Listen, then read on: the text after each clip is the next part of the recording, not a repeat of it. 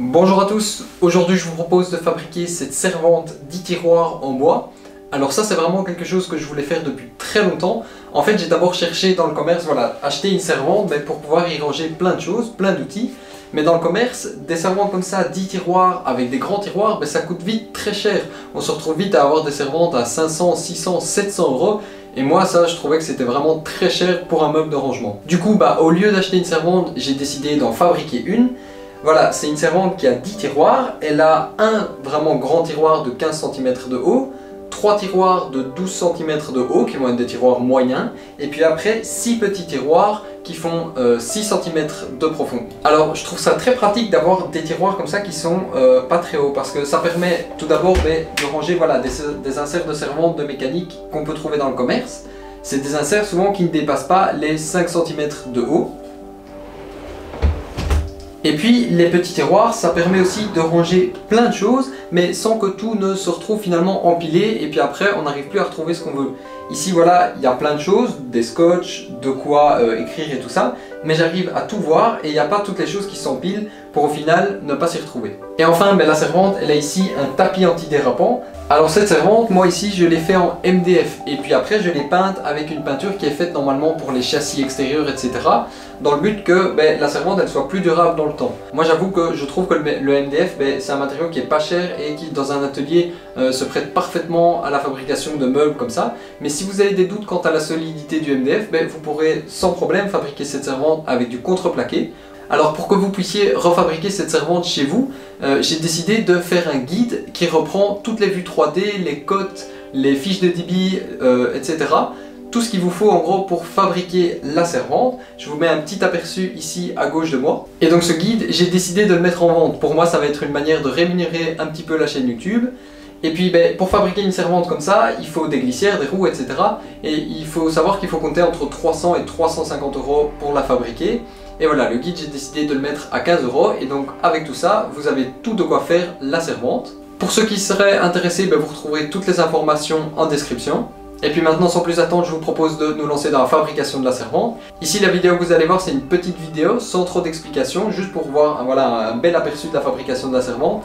Mais en bonus, avec le guide, si vous l'achetez, je vous ai fait une vidéo de 22 minutes qui est non répertoriée. Et comme ça, vous allez avoir beaucoup plus d'explications orales. Et donc ça, c'est un petit bonus, comme ça, vous aurez vraiment tout de quoi fabriquer la servante vous-même.